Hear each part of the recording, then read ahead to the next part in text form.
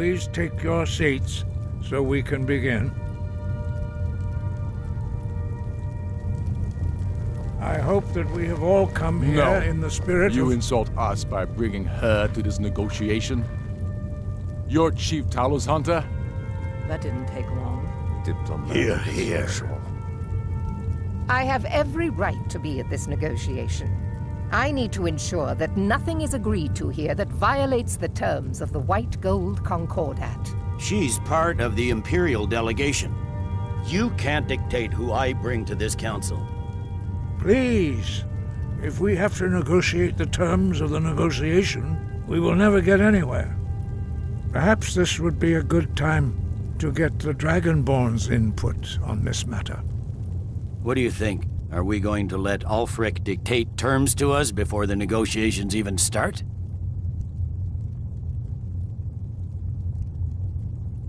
I'm glad we see eye to eye on this. We walk then. No. We'll stay. Out of respect for the Dragonborn and our Greybeard hosts. But she is to observe, nothing more. We are not negotiating with her. Is that clear? Ulfric, why so hostile? After all, it's not the Thalmor that's burning your farms and killing your sons. She's supposed to be on our You side? know exactly... No. Not this time. Now that that's settled, may we proceed? I have something to say first. Here we go. The only reason I agreed to attend this council was to deal with the Dragon Menace. There's nothing else to talk about. Unless the Empire is finally ready to renounce its unjust claim to rule over the free people of Skyrim. I knew he wouldn't be able to resist. We're here to arrange a temporary truce to allow the Dragonborn here to deal with the dragons, nothing more. I consider even talking to the Empire a generous gesture. Are you done? Did you just come here to make speeches, or can we get down to business? Yes, let's get this over with. Are we ready to proceed? Jarl Ulfric, General Tullius, this council is unprecedented. We are gathered here at the Dragonborn's request. I ask that you all respect the spirit of High Hrothgar, and do your best to begin the process of achieving a lasting peace in Skyrim. Who would like to open the negotiations? Yes, let's get down to it. We want control of Markarth. That's our price for agreeing to a truce. So that's why you're here, Ulfric? You dare to insult the Greybeards by using this council to advance your own position? Jarl Elisif.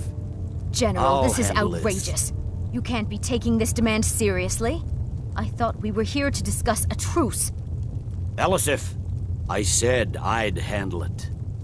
Ulfric, you can't seriously expect us to give up Markarth at the negotiating table. You hope to gain in council what you've been unable to take in battle, is that it? I'm sure Jarl Ulfric does not expect something for nothing. Yes, that'd be entirely What would out the of character. Empire want in return? Wait, General, you don't intend to just hand over Markarth to that traitor? This is how the Empire repays us for our loyalty? Enough. First, let's be clear. This council wasn't my idea. I think it's a waste of time. You are a traitor to the Empire and deserve a traitor's death. But I at least will negotiate in good faith. Since we're all here at your request, I'd like to hear what you think Markarth is worth.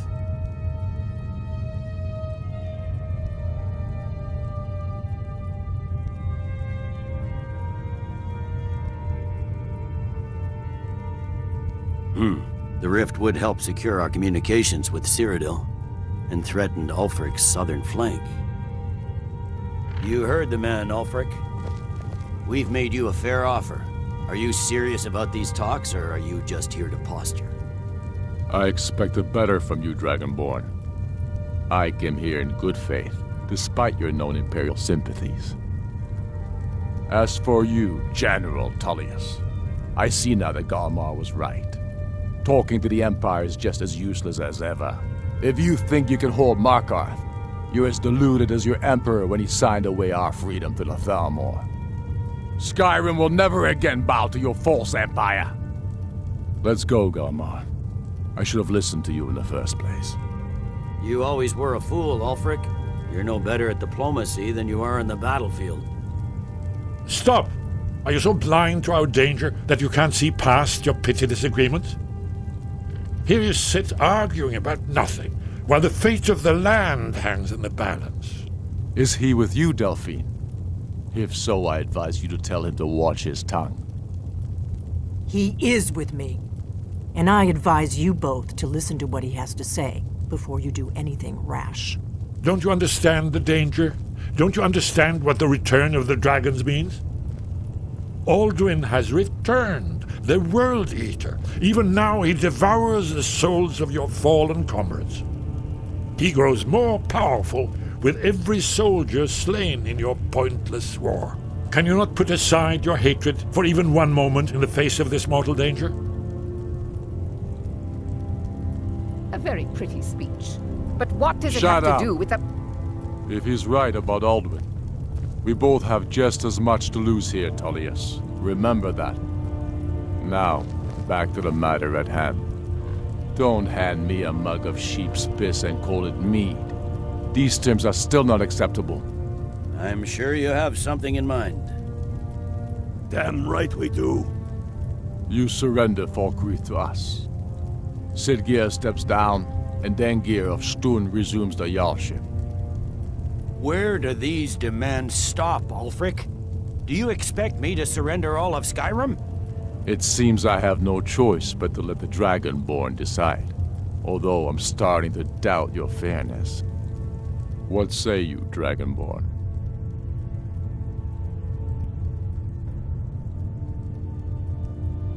You treat us fairly. Thank you. I suppose that's the fairest deal we're likely to get. It seems we may have an agreement. Jarl Ulfric, General Tullius, these are the terms currently on the table. Markarth will be handed over to Ulfric's forces, Jarl Igmund will step down, and Thangvor Silverblood will become the Jarl of Markarth. The Stormcloaks will withdraw from the rift, allowing Imperial troops unhindered access. Jarl Leila Lawgiver will step down, and Maven Blackbriar will become the Jarl of Riften. Falkreath will be turned over to Ulfric, and Dengir of Stun will return as Jarl. You both agree to this? The Sons of Skyrim will live up to their agreements, as long as the Imperials hold to theirs. What about you, Elisif? Are these terms to your liking? Speak up! I'm sure General Tullius is waiting to do your bidding. I have nothing to say to that murderer. General, you've proven yourself a good friend to Skyrim. I continue to trust that you will do your utmost to safeguard our interests. Thank you, Jarl Elisif. I appreciate your loyalty. The Empire can live with these terms, yes, for a temporary truce, until the dragon menace is dealt with. After that, Ulfric, there will be a reckoning. Count on it. Taking control of the Rift was a great victory. Ulfric must be rather nervous with us so close to his doorstep. Come on, Galmar. We have a lot of work to do. Giving up Markarth is a heavy price for this truce, Dragonborn. I hope it was worth it. Jarl Balgruf, I assume you are familiar with the Dragonborn's plan? Yes, I'm ready to do my part. Just say the word, and my men will help you spring this trap. But the difficulty remains how to lure a dragon to Dragon's Reach at all. Well, that's an excellent question. You haven't overlooked that little detail, have you? I believe I can be of help here. I anticipated the problem. While you were arranging this meeting, I was busy in the library of Skyhaven Temp, an unguessed trove of lost lore. But the important thing is that the Blades recorded many of the names of dragons they slew. Cross-referencing this with Delphine's map of dragon burial sites, I believe I've identified one of the dragons that Alduin has raised up. Don't you see? The names of dragons are always 3 words of power, shouts. By calling the dragon with that voice, he will hear you wherever he might be. He's not compelled to, but dragons are prideful by nature and loath to refuse a challenge.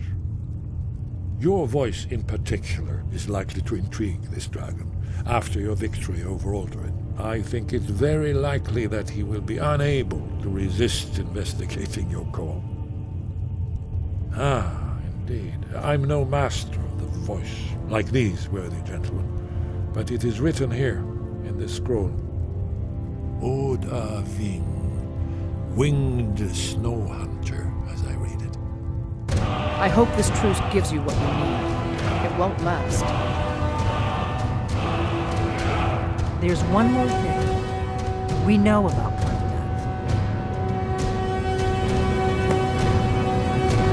That's fine. We needed his help. Now we don't. And it's long past time for him to pay for his crimes. And he's not just any dragon. He was the right hand of Alduin. He committed atrocities so infamous they are still remembered thousands of years later. He needs to die. He deserves to die. And it falls to you to kill him. Until he's dead. Well, I'm sorry, but we would dishonor our oaths as blades if we continued to help you.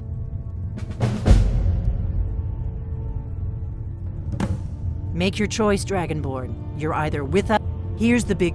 We can't afford to give Parthenax the opportunity to betray us in turn and return to his old master.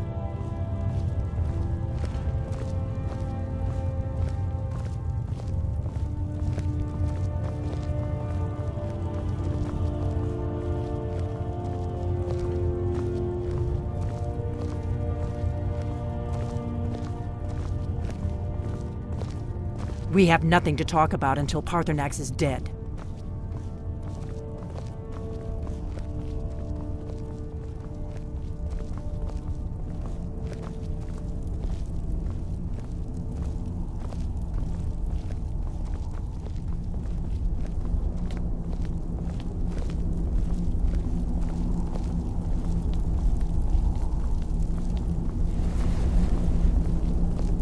Oh, what is it? All right, let's see what you have.